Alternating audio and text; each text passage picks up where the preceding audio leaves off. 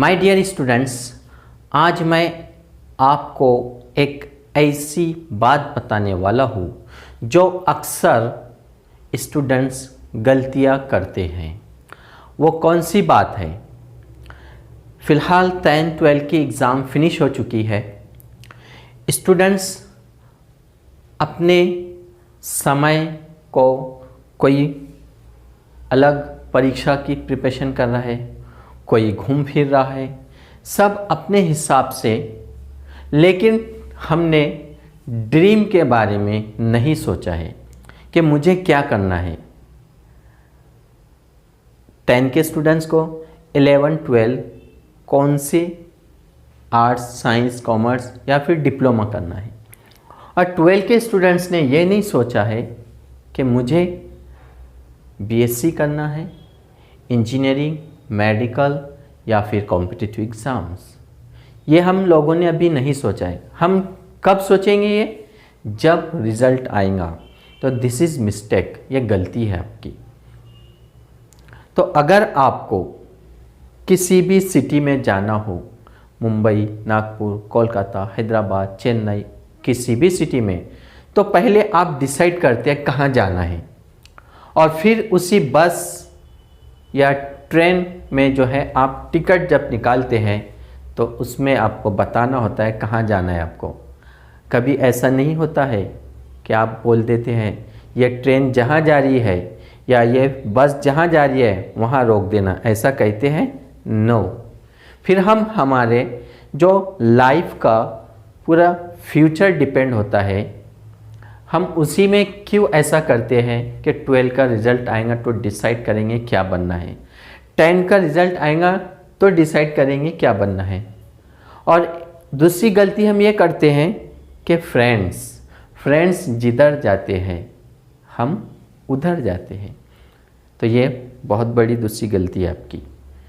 Friends आपका वो उसके हिसाब से सोचता है, आपको अपने हिसाब से सोचना है। आपकी एबिलिटी डॉक्टर बनने की है और आपके फ्रेंड्स की एबिलिटी टीचर बनने की है, तो वो टीचर बन सकता है और आप डॉक्टर बन सकते हैं। तो फिर हम क्यों उसके साथ टीचर बनने के लिए एडमिशन करें? कोई फ्रेंड इंजीनियर बनना चाहता है, उसका इंटरेस्टेड इंजीनियरिंग में, लेकिन हमारे अंदर एबिलिटी है आईएएस ऑफिसर बनने की, लेकिन क्या होता है, हम भी उसके साथ इंजीनियर बनने चले जाते हैं। तो ये गलतियाँ मत करो।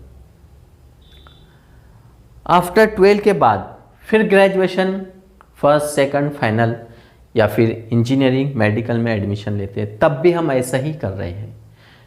तो ये छोटी छोटी गलतियाँ जो है हमारा समय ज़्यादा ले लेती है, और फिर हम कहते हैं अरे यार ग्रेजुएशन हो गया है और अभी तक जॉब नहीं मिल रही है। जॉब कैसे मिलेगी? आपने क्या डिसाइड किया? आपका फ्रेंड जो बन रहा है वो डिसाइड किया। आपने ये नहीं सोचा कि मुझे क्या बनना है, मुझे क्या करना है। अगर आप ये उस समय सोच लेते तो फिर आप 100% किसी मल्टीनेशनल बड़ी कंपनी में जॉब कर रहे होते, आप किसी ऑफिस में कलेक्टर होते, आप किसी जगह टीचर होते, आप किसी जगह इंजीनियर होते। लेकिन हमने ऐसा खुद के बारे में नहीं सोचा है। हमने क्या सोचा है, यार मेरे फ्रेंड्स बहुत जिगरी दोस्त है, बहुत ज़बरदस्त है, हमेशा साथ होते हैं। स्टैंडर्ड फर्स्ट से 10 तक साथ में थे, 10 के बाद 11-12 हम साथ में किया है हम लोगों ने, और अब क्यों 1-2 साल के लिए हम बिछड़ रहे हैं, चलो यार सब साथ में एडमिशन करते हैं। तो ये हमारी सबसे बड़ी गलती है। तो ऐसा नहीं करना है। फिर कैसा करेंगे? तो अभी छुट्टियां है, डिसाइड करो कि मेडिकल में क्या रिस्पॉन्स है, इंजीनियरिंग का क्या बेनिफिट है, इंजीनियरिंग में कौन सी फील्ड अच्छी होती है, डीएड बीएड बेस्ट है कि अपने लिए, या कोई डिप्लोमा अपने लिए बेस्ट है, या फिर कॉम्पिटिटिव अच्छा है, या सीए है, एमबीए है। ऐसे बहुत सारे कोर्सेज हैं, एनडीए है, नेशनल डिफेंस एकेडमी। जो आपको अच्छा लगता है वो करो, ना कि आपके फ्रेंड के कहने पर।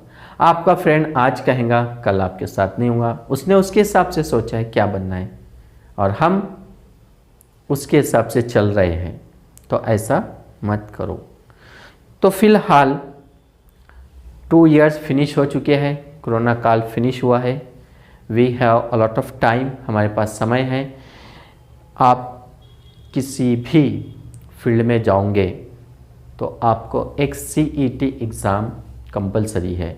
जैसे मेडिकल के लिए नीट है, इंजीनियरिंग के लिए MSCET है, ऐसे ही आपको अदर एग्ज़ाम के लिए CET कॉमन एंट्रेंस टेस्ट ये परीक्षा देना होंगी। और ये क्यों देना होंगी? ऑलरेडी कई स्टूडेंट्स 10th बगैर एग्ज़ाम के पास हुए थे, कई स्टूडेंट्स 11th 12th बगैर एग्ज़ाम के पास हुए, और कई students BA BSc BCom engineering बहुत सारे फर्स्ट ईयर अदर स्ट्रीम्स के वो भी पास हुए। तो इन सब के लिए गवर्नमेंट प्लान कर रही है कि एक ऐसा एग्ज़ाम लिया जाए जिसके थ्रू सब एक कैटेगरी में आ जाए स्टूडेंट्स।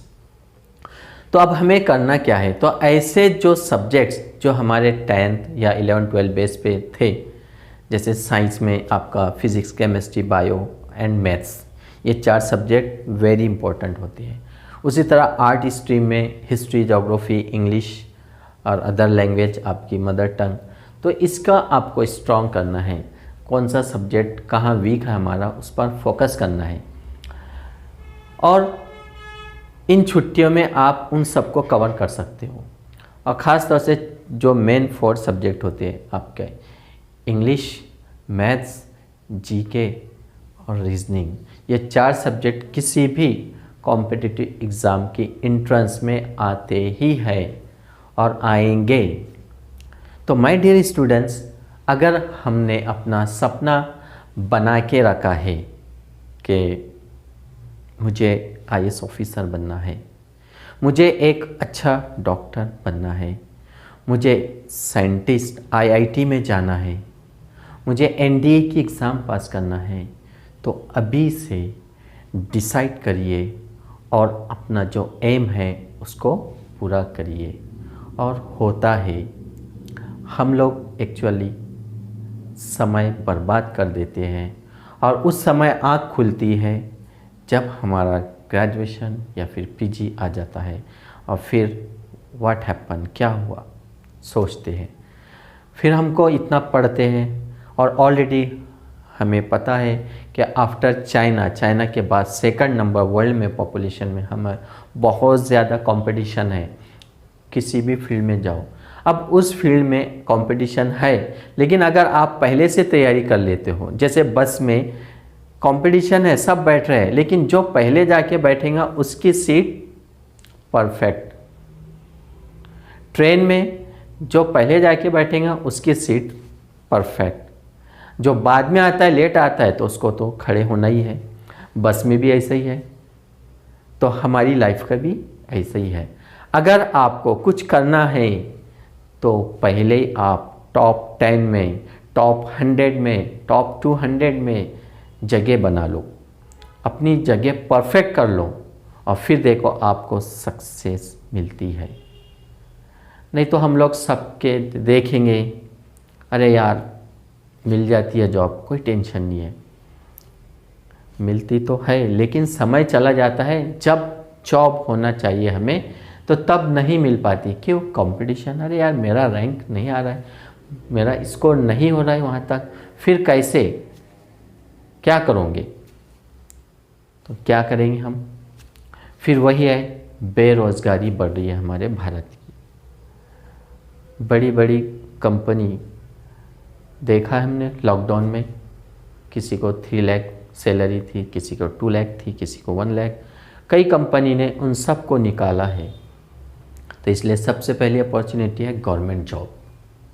अब गवर्नमेंट जॉब, कई ऐसे स्टूडेंट्स हैं जो बहुत आगे नहीं पढ़ना चाहते हैं, बहुत ज़्यादा पढ़ना नहीं चाहते हैं, तो उनके लिए सबसे अच्छा बेस्ट तरीका है banking, railway, staff selection, post office, police भर्ती, स्टेट सिविल सर्विसेज, और जो लोकल गवर्नमेंट होते हैं, ग्राम पंचायत, पंचायत समिति, ज़िला परिषद और महानगर पालिका, इन सब के जो क्लरिकल जॉब्स होते हैं, इन सब की आप परीक्षा दे सकते हैं कॉम्पिटिटिव एग्ज़ाम के थ्रू, और अपनी एक गवर्नमेंट जॉब की जो अपॉर्चुनिटी होती है वो पूरी कर सकते हैं।